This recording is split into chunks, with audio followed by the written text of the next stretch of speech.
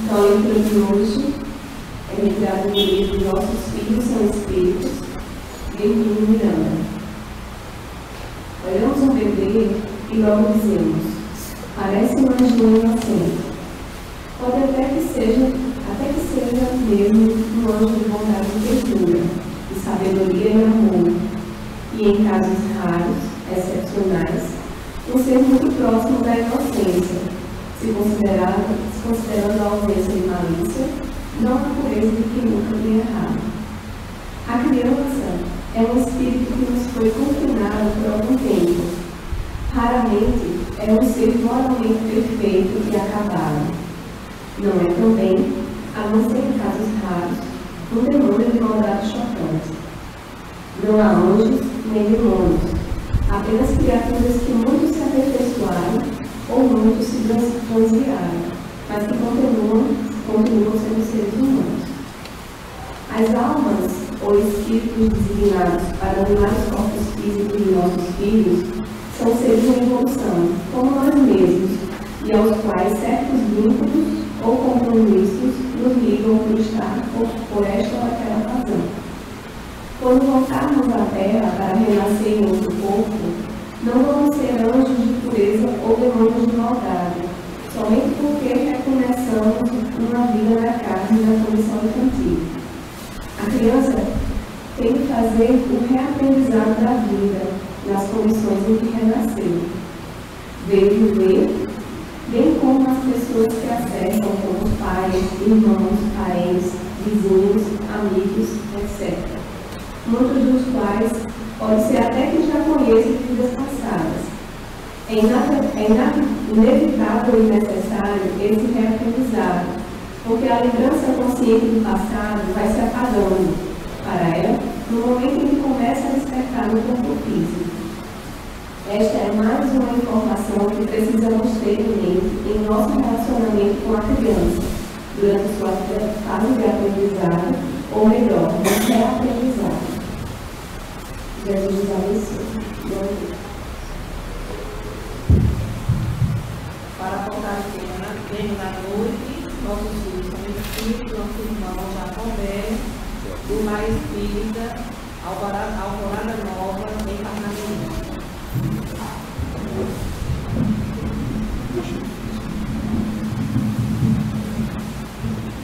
Boa noite. Estejamos em paz, procurando viver de maneira agradável e feliz, como de uma certa forma para a gente ter nós vivemos. Emílio Miranda, abordando o livro Nossos Filhos São Espíritos, ele elegeu alguns autores para consagrar na sua análise. O autor, no caso, a autora que ele mais se referenciou foi a doutora Helen Pampar, que é uma médica muito bem conceituada no mundo a partir dos Estados Unidos, principalmente porque ela tratou de um assunto de forma estatística muito precisa, e este estudo dela começou não porque ela o queria realizar, mas como fruto natural da sua própria clínica. Ela, como psicóloga, começou a perceber que, dependendo de como ela tratava, como ela atendia as pessoas, muitas delas eram levadas de forma natural a uma regressão de memória. Tanto que, quando este assunto de regressão de memória cresceu no mundo, o nome dela saiu logo como sendo um dos primeiros a ser considerados. Mas por que Emílio Miranda se referiu principalmente a ela? Até porque a doutora Helen Pampar foi aquela criatura que não só conseguiu trazer o assunto de uma forma nova, mas sobretudo de uma forma bem analisada estatisticamente. Quando ela lançou seu primeiro livro, na sua primeira edição, ela tinha investigado 750 pessoas, o que já era um bom universo. Na segunda ou terceira edição, ela já tinha concluído a pesquisa já com 1000 pacientes. E por que isto ficou tão interessante para Hermínio Miranda considerar no seu livro Nossos Filhos são Espíritos, por conta de uma série de surpresas que surgiram na própria análise e na própria pesquisa da doutora Helen Lombard.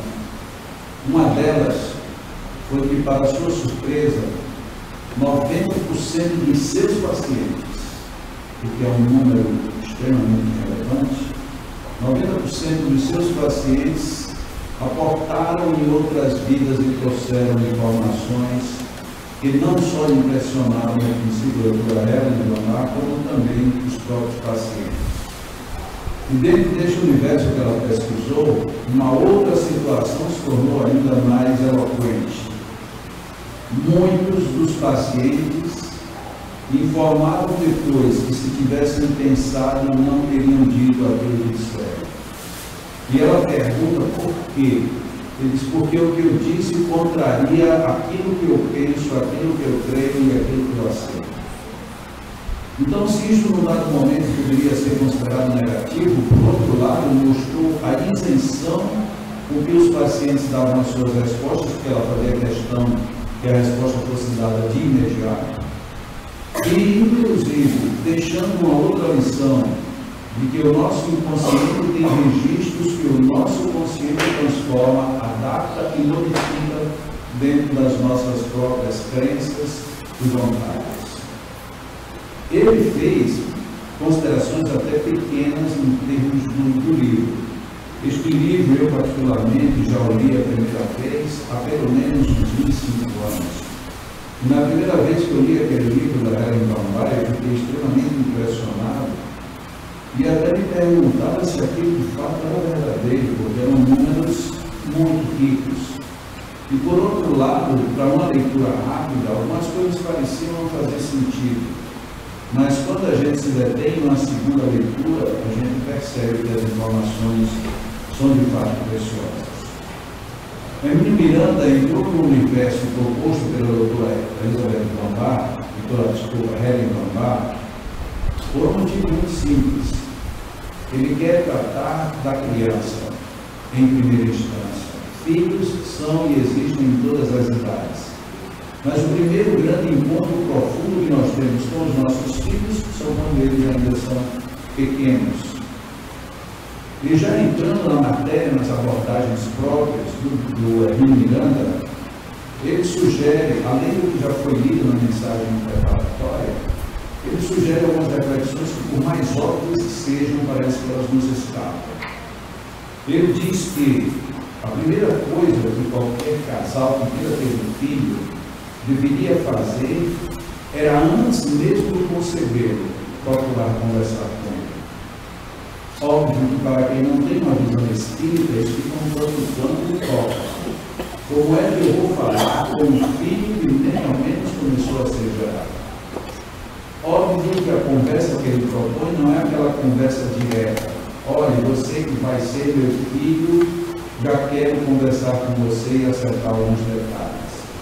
Teria que ser o que nós chamamos de um diálogo feito, no não espaço e no não tempo.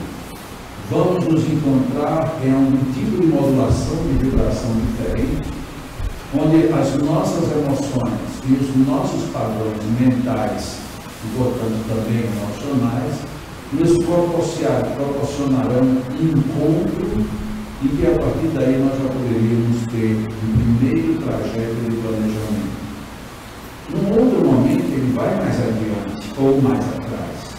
Quando ele diz, se as reencarnações estão bem programadas, elas já estão programadas antes mesmo dos genitores já se encontrarem. Portanto, se nós já combinamos com alguém de vir como nosso filho, antes mesmo de vermos, não seria nenhuma impossibilidade nós estarmos agora planejando ter filhos e dialogarmos com estes com os quais nós já nos acertamos no pretérito. Tudo isso parece um tanto absurdo para quem não tem a noção da vida contínua que trazemos em nós mesmos. Nós não vivemos reencarnações, nós simplesmente vivemos sempre, horas encarnados e horas desencarnados. E nessa mutação de estados, nós continuamos nos encontrando, ou às vezes desencontrando, tanto num quanto no outro nível de existência. A doutora Helen Bambá, e aqui onde o Hermínio Miranda começa a ir buscá-la, ele diz: nós falamos sempre que os filhos, mesmo os embriões, mesmo os fetos, eles já são seres. E tanto eles são seres que ficam um registro indelével na própria essência. E ele ilustra. Quando a doutora Elizabeth, desculpa se eu poderia chamar Helen Elizabeth, quando a doutora Helen começa a instigar os seus pacientes sobre algumas questões básicas e elementares, muitas delas tendo a ver com seu estado intrauterino ou antes de entrar no próprio útero, as respostas não são nem de um bebê, que portanto não queria grandes reflexões, nem muito menos de um ser acompanhado que estivesse em algum lugar perdido.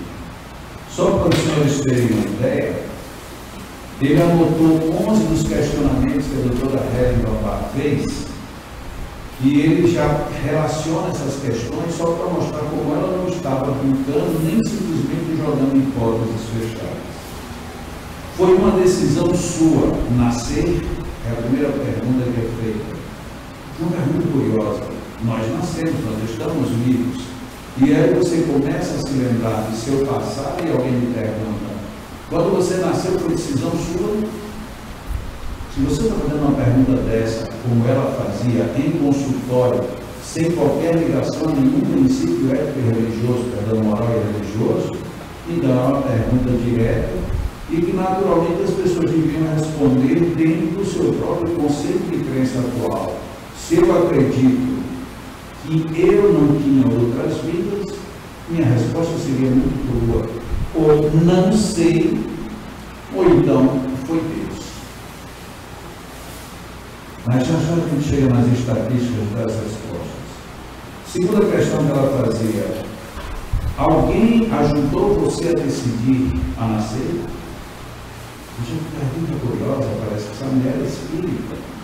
Porque somos espíritas que comentam que quando nós vamos nascer, muitas vezes alguém nos ajuda na escolha.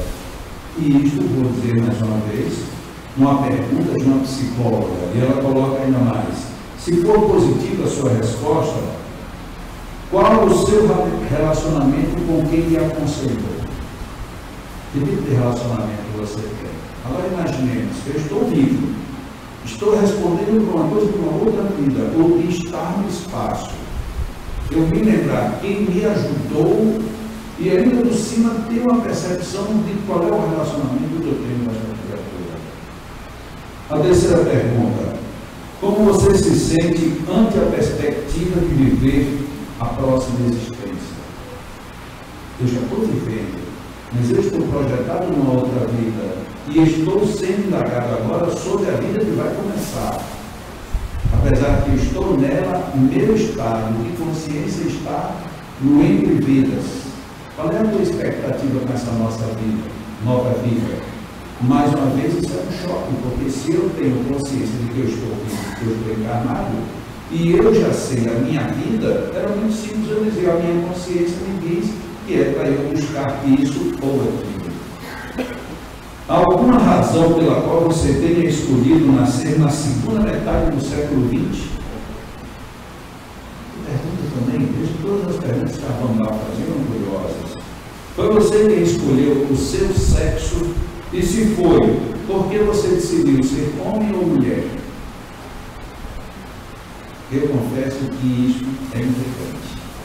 Talvez alguém esteja achando até meio supérfluo insistir em dizer essas questões, mas é muito curioso uma pessoa não espírita que não tenha o menor conhecimento do espiritismo, vivendo dentro de uma ótica tão fechada como a ótica americana, conseguir elaborar esse tipo de perguntas para os seus pacientes no seu consultório. Caso você tenha conhecido sua mãe em alguma existência anterior, aí estava estabelecida a reencarnação. Que tipo de relacionamento vocês tinham? E agora sem maiores comentários. E seu pai? Se você o conheceu em alguma existência anterior, qual é o seu relacionamento com ele? Concentre-se no feto. Você sente que está dentro dele ou fora? Está entrando ou saindo? Em que momento sua consciência passa a funcionar no feto? Você tem consciência das atitudes e sentimentos de sua mãe pouco antes de você nascer? E a última que o Emílio Miranda relacionou: o que você sentiu ao emergir do canal do nascimento? Eu acredito que para qualquer um de nós sejam perguntas curiosas. Mesmo que ela fosse espírita, mesmo que ela tivesse uma destinação para corroborar com qualquer coisa da reencarnação, o que mais chama a atenção é o fato de que isto foi perguntado de choro, sem os pacientes saberem como iriam responder, e eles terem respondido muitas vezes contrariando os próprios conhecimentos, as próprias experiências que já viviam, porque todos eles, quando investigados, eram adultos. E vejamos aqui, 90% dos seus pacientes mergulharam, aceitaram fazer a investigação, e para eles algumas surpresas foram extremamente grandes com as suas respostas, e não com as respostas dos outros. E uma das respostas que foi mais comum em todas era: o que você acha da diferença entre nascer e morrer? E a grande maioria dizia: morrer é muito bom, nascer é que é complicado. Que contraste com a nossa vida. Todos nós achamos que devemos viver de qualquer jeito, e morrer, quando a gente morre, a gente sabe lá por que isso aconteceu. Alguém se salva de um acidente e foi um milagre. Deus me deu uma bênção, como se a morte fosse um castigo.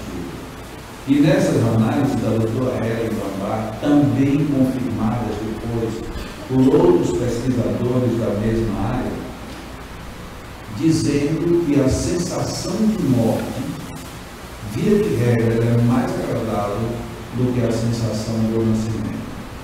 Nos livros espíritas, nós entendemos isso muito bem. Nós, quando estamos vivos de lá para cá, a gente sabe que vai ter restrições.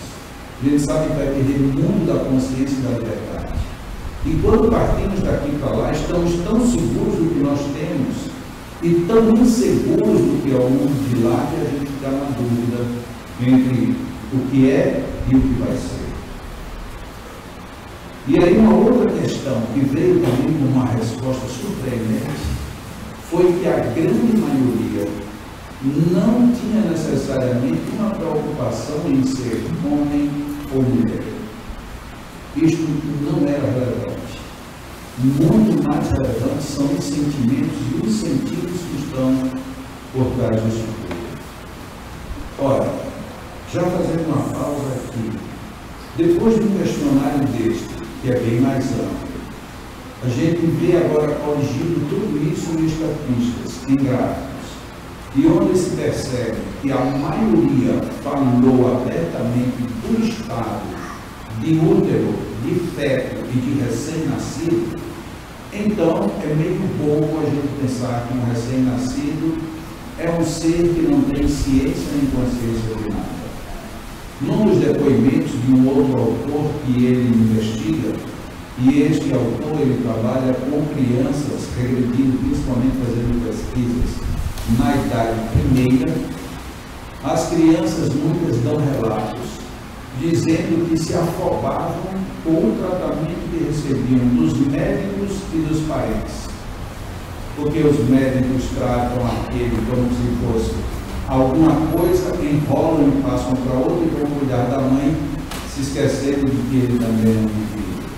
E outras vezes, dizendo que as mães, os vizinhos, os que chegam, tratam a criança como se fosse uma coisa e não uma pessoa. Então aquilo que a gente faz com o maior carinho, é tão pequenininho, tão lindo, essa carinha de joelho, isso tudo muitas vezes pode ser percebido como agressivo para o ser que retorna. Onde está a importância disso? A importância está porque, à medida que nós vamos progredindo, devemos ter um outro nível de respeito com as crianças. não apenas porque somos passíveis de ser detidos, de sermos condenados ou de sermos criticados pelas nossas posturas, mas, apesar de que comporta, sim, um tratamento diferente e uma própria linguagem diferente, nada de imaginar que as crianças sejam, de fato, um ser sem nenhuma consciência. Ele narra uma história no livro de uma mulher que começou a narrar os seus diálogos com o filho. E conversava com o filho absolutamente tudo, inclusive os problemas que ela tinha profissionais e de vivência familiar. E depois ela tem narrado muito de como estava esse relacionamento. O orientador, o pesquisador, lhe pergunta: qual é a idade do seu filho? Ele disse: amanhã completa 3 meses. Como completa 3 meses e você conversa tudo isso com o seu filho? Aí eu converso com ele antes dele ter cirurgiado. De alguma forma ele já chegou aqui sabendo como era a vida que ele ia encontrar. E aí é quando o Hermínio Miranda pega o gancho e sugere que esse seja o nosso princípio, que nós conversemos com as crianças muito antes. Tenho uma filha de 2 anos de idade e que é engraçado, se alguém chega para ela e vai falar com ela muito forte de bebezinha, ela sai perto, ela não fica. Ela gosta das pessoas que vão falar com ela como se fosse de igual para igual. Então, por exemplo, neste exato momento está acontecendo uma reunião lá em casa e quando eu saí para vir para cá, eu tive que deixar ela no quarto, porque ela podia ficar na reunião. 2 anos de idade, quando eu estava em maio. Na reunião de adultos, mas todos adultos. E por que ela queria ficar lá? Porque ela quer ficar todo mundo conversando uma coisa num nível alto. Se ela vai entender ou não, eu não sei qual é o nível de percepção. Mas ela prefere do que ficar conversando com assim de criança. Por que ela é assim? Seguramente porque já veio com uma outra estrutura melhor, talvez até do que a minha, quando era pequena. Mas eu trouxe aqui pelo menos 5 respostas, 5 itens, respondendo às 5 primeiras questões que a doutora Helen Bambach fez. A primeira, ela perguntou de quem era a decisão de nascer. Se a decisão era do próprio professor. 81% dos pacientes disseram que eles próprios haviam decidido nascer. Deu para perceber o índice? 81% dos que estavam sendo entrevistados, nessa época 750 pessoas, disseram que elas mesmas tinham escolhido a própria vida. Isso é extremamente significativo. Se a gente extrapolar esse número para o universo, a probabilidade de que a maioria de nós aqui estamos como estamos porque escolhemos. Escolhemos antes de iniciar a viagem. Isso é muito significativo. Porque, por um lado, nos enche de responsabilidade e consciência, e, por outro lado, nos tira o direito de reclamarmos tanto da vida. Porque a gente reclama de muitas coisas que, na realidade, são opções que nós tivemos desde o início, desde o nascimento. 19% afirmaram que não tinham lembrança de nenhuma decisão, ou então de que não lhe ocorria nada para comentar na ocasião. Ok, 81% lembram de que deram decisão no renascimento. O que também tem importante nisso? De que nós escolhemos o nosso próprio trilhar, nosso próprio caminho. O que elimina quase que pela raiz aquela ideia de que a gente está aqui por castigo. Não condiz a ideia de castigo com a ideia de Deus. Eu estou aqui porque eu escolhi. E por eu ter escolhido, então eu tenho que me adequar melhor. Na segunda questão, que ela perguntou se alguém havia ajudado nessa decisão, ela chegou à seguinte conclusão: 68% dos entrevistados declararam-se relutantes, tensos ou então resignados ante a perspectiva de viver nova existência. Então, o índice alto ficou um tanto quanto ressabiado. Uns ficaram preocupados, uns relutantes e outros aceitaram. Mas está ali, então, implícito que alguém colaborou com a escolha. E isso tem que ser óbvio, porque senão nós sabemos quais são os riscos de reencarnar. A tendência da gente tentar escapar é muito grande. Quem já leu algum livro, por exemplo, Memórias de um Suicida, há de ver que é muito difícil o espírito aceitar retornar. Na própria série de André Luiz, nós vemos vários casos de espíritos que ficam feito ping-pong, que é vir, mas não tem coragem, não tem medo, lutam, porque é sempre uma experiência que deixa algum trauma. Agora, 26% consideravam a oportunidade de renascer com otimismo. Ou seja, daqueles que ficaram em dúvidas, teve um outro grande percentual a dizer que eu vou e vai ser bom. Na realidade, quando nós vemos que temos amigos, que temos pessoas com quem nos consorciamos para viver uma boa vida, fica mais fácil aceitarmos o projeto de retornar. Como era que as pessoas se sentiam na perspectiva de uma existência, 90% dos pesquisados informaram que as mortes suas foram experiências agradáveis. Todavia, o processo reencarnatório era sempre um motivo de muita desventura interior e tensão. Mais adiante, o Hermínio Miranda analisa a questão dos traumas que as crianças têm no momento exato do nascimento. Por isso, uma das perguntas da doutora Elizabeth da Helen Van Bar foi saber como é que era atravessar o túnel do nascimento. Literalmente, passar pelos dutos dos quais a gente vai terminar vindo para a vida. E é muito comum a narrativa de traumas. Por isso, quando se estuda psicologicamente ou psicanaliticamente os nossos traumas desta vida, alguns deles são pelas tensões que a gente vai atravessar. Um túnel para um mundo novo que é difícil, e ainda por cima, há uma tendência do espírito a permanecer no ambiente uterino. E muitos deles reclamando, dizendo, eu queria ficar, mas havia uma força, havia uma pressão, uma compressão a me expulsando para eu sair do meu lugar. Isto, se for associado às emoções dos que estão recebendo, fica uma situação extremamente grave. Hermínio Miranda é um pesquisador espírita, escritor espírita. Helen Van Bar, uma pesquisadora, psicóloga cognitiva, com um princípio de espiritismo anorteado. Mas quando a gente junta as informações, começamos a perceber que tudo faz parte de absolutamente de um mesmo universo, de um universo extremamente seguro, que é o universo que nós estamos. As informações espíritas, quando nos orientam os cuidados com as crianças de uma forma geral e os bebês muito em particular, elas antecedendo inclusive as informações da doutora Van Bar, mostram que há de fato mecanismos envolvendo todo um processo que não se limita ao processo embriogenético, nem tampouco a apenas você ser trazido à vida por isso ou por aquele outro canal. É algo que traz repercussões muito fundas na alma e que certamente sinalizam para a própria continuidade da vida.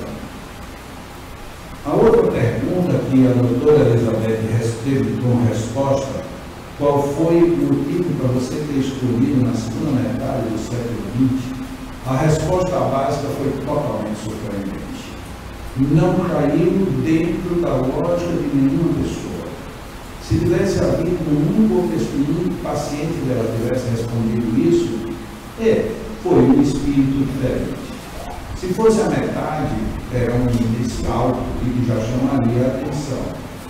O interessante é que foi praticamente a maioria dos que responderam disseram assim: meu objetivo para viver, e aí desprezaram o século, é aprender, relacionar-me com os outros e sem ser exigente e ou possessivo.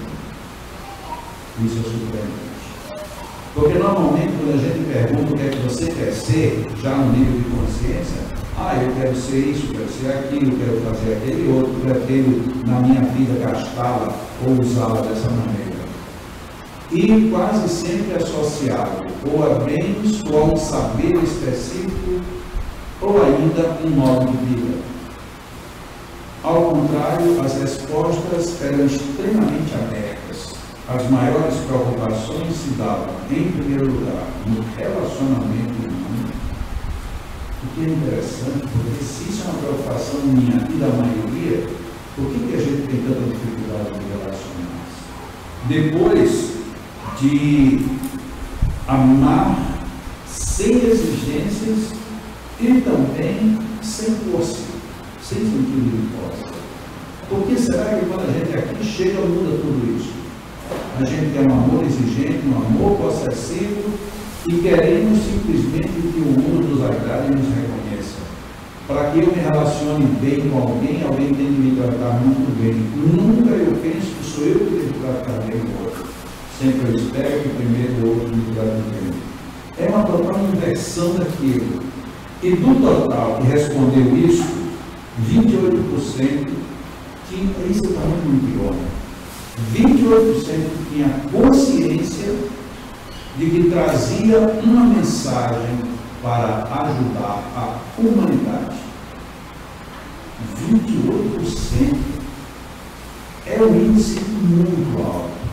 Ou seja, a probabilidade de nós termos saído de lá para cá nesta vida, trazendo intimamente a ideia de que nós estamos aqui para melhorar nosso relacionamento, para amarmos em tamanho maior, não buscarmos tanto sentido de posse e ainda por cima trazer uma mensagem que vai melhorar o mundo, meu Deus, como a gente está perdendo coisas. Se essas informações todas tivessem sido extraídas de uma autora espírita, a gente diria tendenciosa. Mas é uma médica que teve um reconhecimento mundial e que suas obras até hoje são publicadas, lidas, estudadas e refletidas. Das pessoas consultadas, 87% declararam haver conhecido seus pais, amantes, parentes e amigos de uma ou de outras vidas anteriores. É por isso que a gente se encontra tão fácil com as pessoas. Mas, de repente, nós nos encontramos num mundo em que parece que esses valores eles foram ficando todos guardados lá na fase embrionária. Por que terá sido isso? Por que terá sido assim? Hoje é fácil da gente entender. Quais eram os nossos sonhos quando nós éramos crianças?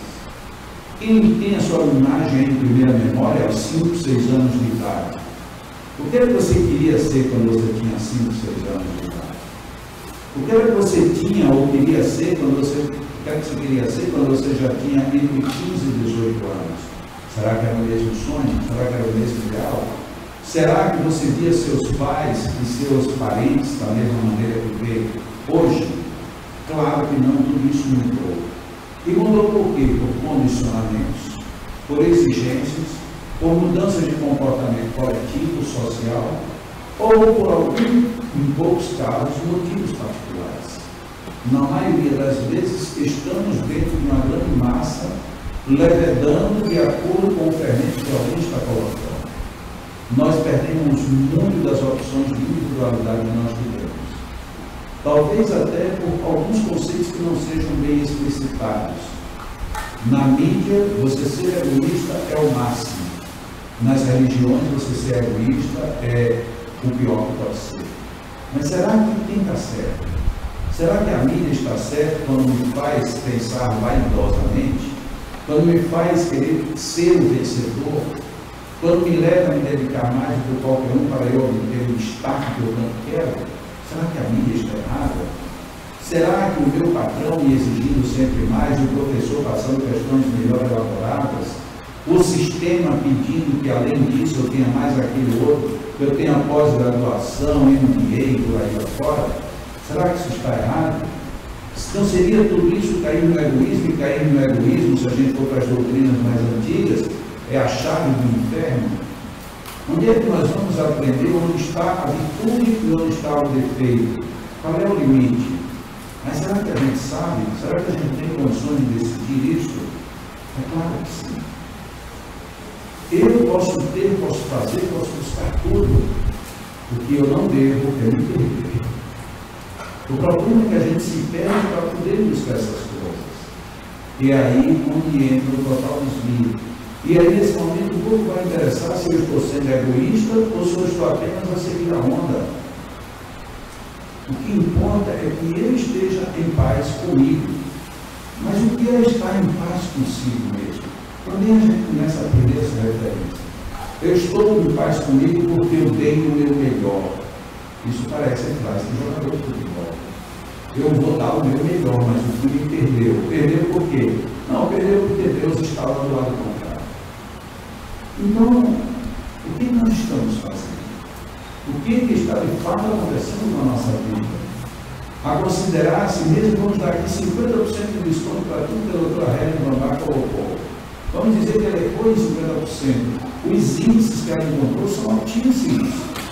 Se nós pegarmos a essência dos bons estudiosos de Espiritismo, veremos que quase tudo concorre exatamente do jeito que ela está a dizer.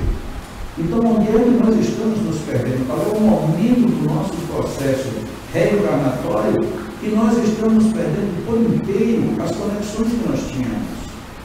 Porque, independente do que eu tenho hoje, quando eu sou lançado lá atrás, eu jogo uma imagem diferente do que eu creio e tomo isso por princípio desta minha encarnação, onde foi que eu me mudei? Óbvio que alguns vão dizer meus pais me trataram mal, meus pais me abandonaram, meus pais tiveram que sair de casa para ir trabalhar e eu tive que viver sozinho. Ótimo, seus pais falharam. E você, como compensou isso? Ah, mas eu era muito pequeno, muito bem era, mas agora já não é mais. Como é que você está compensando isso? Não, eu também, agora quando eu tiver meus filhos, eles se seguiram. Ah, então a sua compensação é a vingança do próximo. Não seria para você ter que repensar o próximo método, o próximo modelo? Como é que nós vamos fazer para corrigir? Se eu não posso corrigir o que aconteceu até hoje, mas daqui para frente eu posso modificar no todo. Não preciso sair afrontando a vida, mas eu tenho controle sobre eu mesmo. Se eu não me controlo, ninguém mais vai me controlar. Mas eu sou descontrolado, tanto eu sou que eu aceito todas essas injunções. A gente aceita a vida como se fosse uma moda. A moda está dizendo que hoje isto vale, a vida está dizendo que amanhã vai ter que ser dessa maneira. Mas o nosso nível de consciência, afinal de contas, o que é ter consciência? A gente também tem confundido, muita gente está achando que ter ciência é ter consciência. E são duas coisas totalmente distintas. Nós temos ciência de quase tudo hoje em dia. Todos os meios eletroeletrônicos estão aí à disposição disso. Mas tem mudado a nossa consciência. Nós vivemos hoje praticamente ligados, antenados ou nas netas da vida, num tempo absurdo. E em que isso tem feito a gente refletir para melhorar?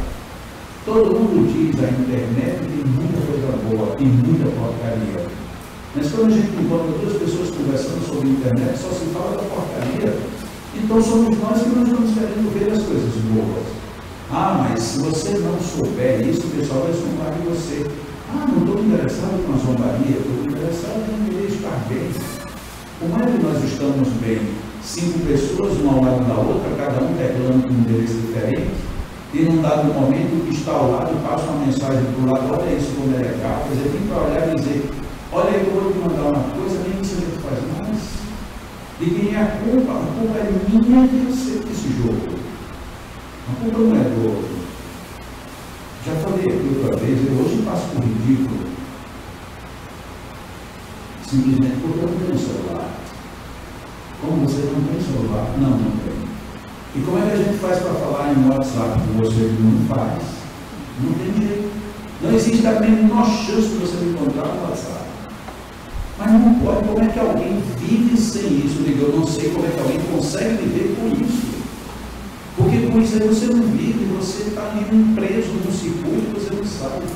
Você vai pegar água, antes de pegar água, você não antes de pegar água, deixa eu ver aqui, você vai e olha aquele negócio. E aí você repousa, pega o copo, quando vai devolver o copo, já pega outra vez, e quem a culpa é minha de você entrando no jogo. Ah, mas é porque isso é viciante. Então, se você perguntar a uma pessoa que se droga, ele vai dizer, é porque é viciante.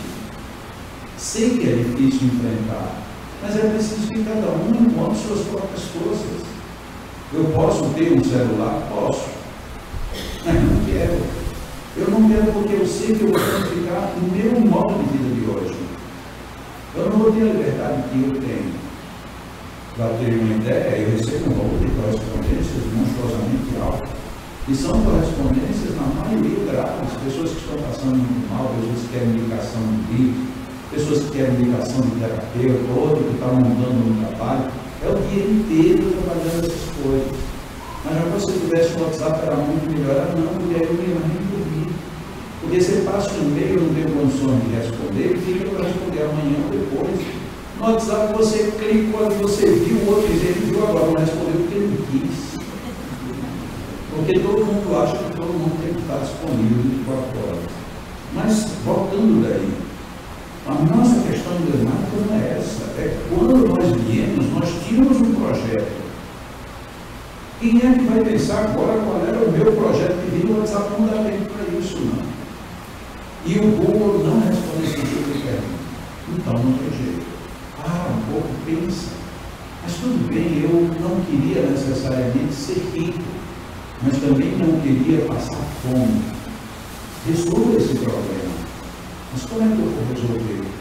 Resolvendo, indo atrás de uma solução. Agora, se você não para para pensar, ou quer que alguém resolva o seu problema, você vai entrar num problema muitas vezes maior. E acredito eu, não chegamos nessa análise neste livro, porque não é o objetivo, acredito eu que uma das maiores decepções da desencarnação é aquela que a gente encontra com a chamada perda de tempo e mudança de objetivos. A gente desencarna e se encontra com as pessoas que a gente diz, meu Deus, por que eu não te valorizei mais? Meu Deus, por que eu não ajudei melhor? Meu Deus, o que foi que eu fiz de tanto tempo na Terra? E isso é ruim, porque aí agora a gente não vai ter mais ninguém a quem culpar. Porque a culpa será totalmente nossa. Vivermos bem, estarmos bem, passa por sabermos que nós também somos filhos. E espíritos são espíritos. E como espíritos nós temos maturidade desde antes de reencarnar. E se ainda não despertamos para isso, despertemos agora, porque a maturidade nos convida para vivermos com mais integridade e uma vida melhor.